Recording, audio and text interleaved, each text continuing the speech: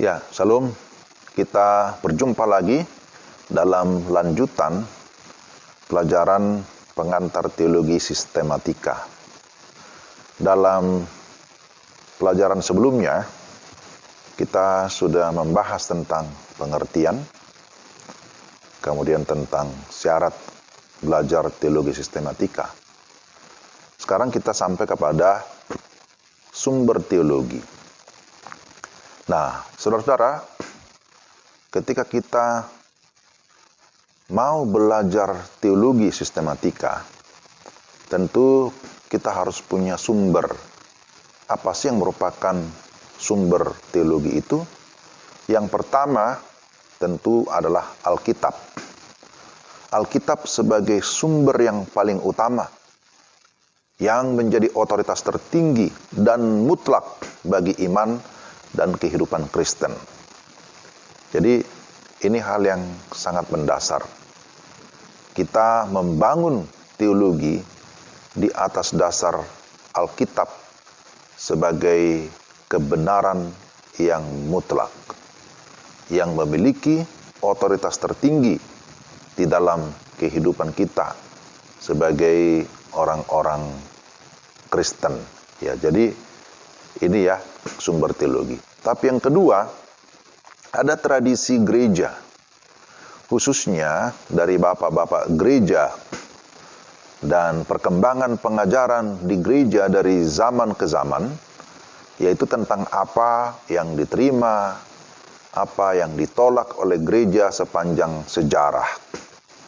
Jadi ini juga bisa menjadi sumber teologi, tetapi ini bukan sesuatu yang mutlak, bukanlah sumber paling utama. Lalu yang ketiga, ada buku-buku lain tentu. Sumber-sumber lain yang berasal dari buku-buku yang sudah jadi, artinya buku-buku yang sudah tercetak, yang dihasilkan oleh teolog biblika, historika, atau filosofika ya, untuk dipergunakan sebagai sarana membantu menyelidiki Alkitab dengan lebih sehat. Jadi, buku-buku di luar Alkitab, buku-buku sejarah berkaitan dengan sejarah dogma atau pengajaran di gereja pada masa-masa dahulu dari sejarah ke sejarah berikutnya begitu ya, sepanjang sejarah. Juga buku-buku teologi, termasuk teologi masa kini, itu hanya merupakan sarana pembantu, bukan sarana utama. Nah, oleh karena itu, sekalipun kita memiliki banyak pustaka atau banyak buku-buku teologi, tidak berarti bahwa kita bisa mengabaikan Alkitab ya. Ini perlu hati-hati. Kadangkala kita lebih tertarik membaca buku-buku teologi dibandingkan dengan Alkitab. Kita memiliki semangat, katakanlah satu spirit. Wah, ini buku baru, ini buku bagus. Akhirnya kita mengabaikan Alkitab yang sebenarnya buku utama. Nah, harusnya hal itu tidak boleh terjadi ya. Jadi ketika kita belajar teologi, sekali lagi, Alkitab harus menjadi dasar yang utama. Ini saya ulang-ulang, karena ini hal yang sangat mendasar. Ya, sebab pada prakteknya atau pada kenyataannya, banyak orang yang akhirnya ribut ya, berdebat sana-sini, dengan mengutip pendapat si A, pendapat si B, pendapat si C, kemudian lupa sumber utamanya. Jadi ini penting ya. Saya tidak mempersoalkan atau mempersalahkan seberapa banyak buku yang kita baca di luar Alkitab berkaitan dengan teologi. Tetapi yang ingin ditekankan supaya kita lebih bersemangat untuk melihat, ya, membaca, mempelajari Alkitab dengan berhati-hati, dengan sungguh-sungguh. Lalu yang berikutnya, tentang metode teologi ya. Ada syarat-syarat yang harus kita perhatikan, yaitu pertama berkaitan dengan presuposisi ya. Presuposisi atau praduga awal. Bahwa setiap orang mengawali pemikiran dengan satu anggapan atau asumsi. Jadi, ketika kita mau berteologi, tentu ada presuposisi awal. Ya, apa dasar teologi? Ya, kembali lagi Alkitab. Alkitab itu apa? Bagaimana kita memandang Alkitab? Alkitab adalah firman Allah. Ya, begitu ya. Ya, kalau kita mau berteologi tapi tidak percaya Alkitab firman Allah, nah kalau begitu presuposisi kita ada di mana? Ya. Jadi ini perlu ya penegasan ya. Lalu mempunyai perlengkapan rohani dan sikap yang taat. Seorang yang mempelajari Alkitab tidak mungkin bersikap objektif karena ia harus percaya terlebih dahulu bahwa Alkitab adalah firman Allah yang tidak mungkin salah. Nah, dalam hal ini iman mendahului rasio. Karena percaya, orang mengerti. Ya, Agustinus, ya seorang bapak gereja pernah menyatakan kalimat itu ya. Karena percaya orang mengerti. Kalau Rasul Paulus berkata, aku tahu yang aku percaya. Begitu ya. Jadi rasio adalah alat yang dipakai untuk mengerti pengetahuan. Jadi ini juga hal yang sangat penting. Tapi yang berikutnya, seorang pembelajar, dia harus bergantung sepenuhnya kepada Roh Kudus. Kita tidak mungkin bisa memahami teologi, ya. Kita tidak mungkin bisa memahami Alkitab dengan baik tanpa iluminasi atau penerangan dari Roh Kudus. Maka kita harus percaya kepada pimpinan Roh Kudus. Tapi juga tidak berarti ketika kita berkata, aku percaya kepada Roh Kudus, bahwa Roh Kudus akan mengajar saya, lalu kita diam-diam. Tidak begitu. Kita juga harus berpikir. Harus mempunyai kebergantungan kepada Roh Kudus. Harus dalam sikap ibadah, dalam sikap penyembahan. Saya kira begitu ya yang harus kita perhatikan ketika kita belajar teologi. Karena belajar teologi bukan semata-mata belajar tentang Allah berdasarkan Alkitab. Bukan semata-mata hanya demikian. Tapi belajar teologi, karena teologi ini adalah satu keilmuan yang berkaitan langsung dengan Tuhan yang tidak terbatas itu, tapi juga Tuhan yang hidup. Maka belajar teologi, kita sedang belajar dari Allah. Begitu ya. Jadi bukan hanya belajar tentang Allah, tapi belajar dari Allah. Inilah perbedaan teologi dengan ilmu-ilmu non-teologi yang lain. Ya, sama-sama logi ya. Tetapi bagi saya, belajar teologi itu berarti kita sedang belajar dari Allah sendiri. Sebagai satu bidang ilmu tentu kita juga bisa berkata, wah, teologi itu juga punya keterbatasan. Ya, jadi keterbatasan teologi itu ada sebagai sebuah bidang ilmu. Pertama, bahwa keterbatasan pemikiran manusia untuk memikirkan pikiran Allah yang tidak terbatas itu. Bagaimana kita mungkin bisa memahami pikiran Allah yang tidak terbatas dengan pikiran kita yang terbatas? Itu kan sulit kalau hanya bicara tentang teologi. Jadi disinilah peran Roh Kudus yang tadi saya sudah singgung, bahwa kita bisa memahami pikiran Allah hanya kalau Roh Kudus memberikan kita penerangan.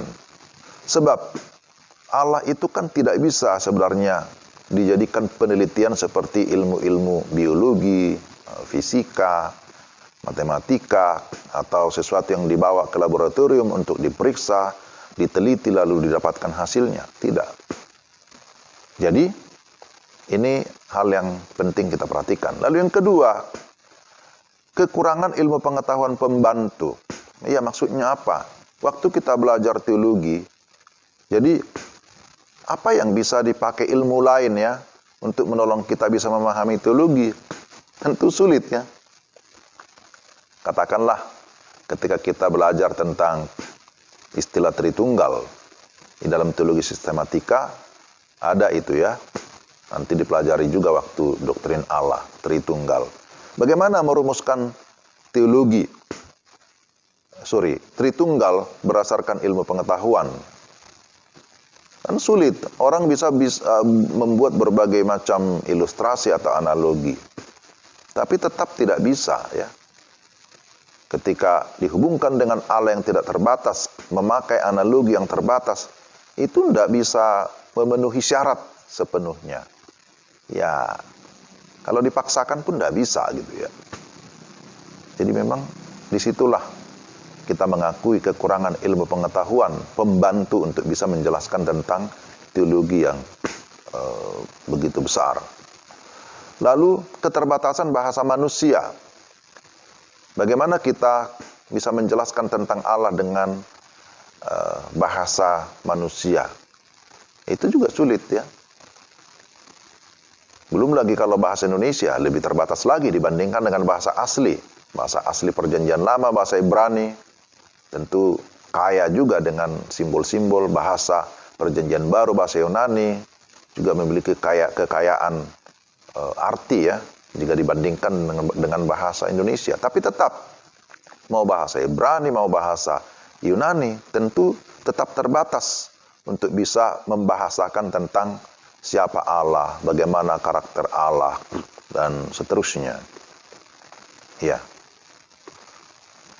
Kemudian, kekurangan keterampilan untuk menguasai dan mengartikan secara tepat Alkitab secara utuh dan menyeluruh.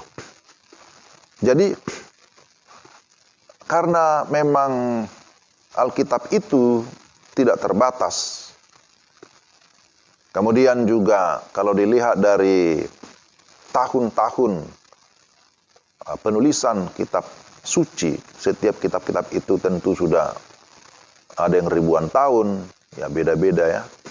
Ya, bukan ada ya, semua sudah ribuan tahun ya, termasuk Perjanjian Baru.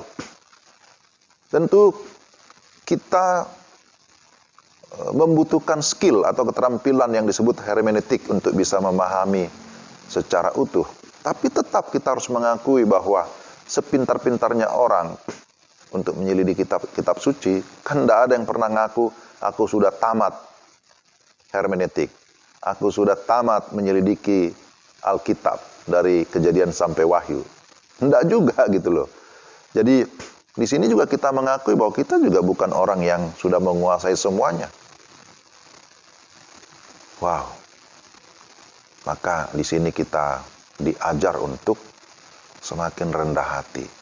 Semakin banyak belajar teologi, semakin rendah hati.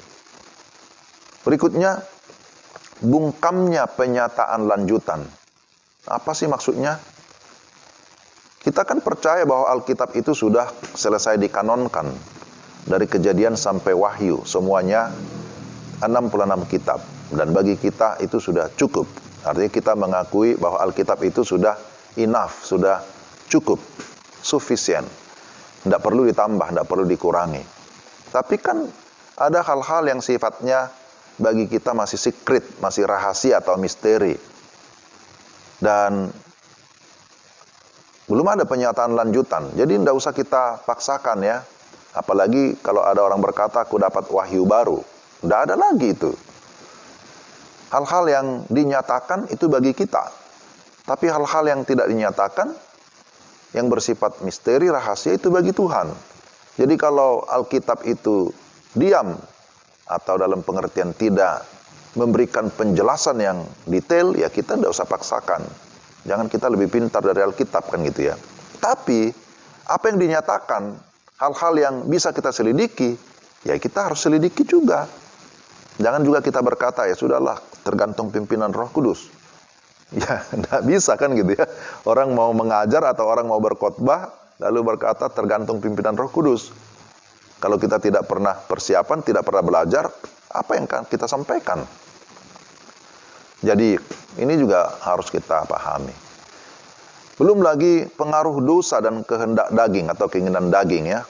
Tentu itu juga membuat kita semakin sadar bahwa sekalipun kita sudah mengalami penebusan di dalam Kristus, kita sudah diampuni, tapi tidak berarti bahwa kita kebal terhadap dosa. Itu tidak berarti bahwa kita tidak pernah lagi memiliki keinginan daging, keinginan mata, atau tidak pernah lagi terlibat dengan dosa. Masih, hanya saja kita tidak lagi diperbudak dosa, tidak lagi dikuasai dosa, tidak lagi memiliki status pendosa. Tetapi kita sudah bisa mengalahkan dosa dengan apa? Dengan firman, dengan pertolongan Roh Kudus. Ya kan begitu ya. Ya jadi kita harus sekali lagi menyadari bahwa berteologi itu bukan hal yang gampang, bukan hal yang mudah. Tetapi tidak mudah bukan berarti tidak bisa.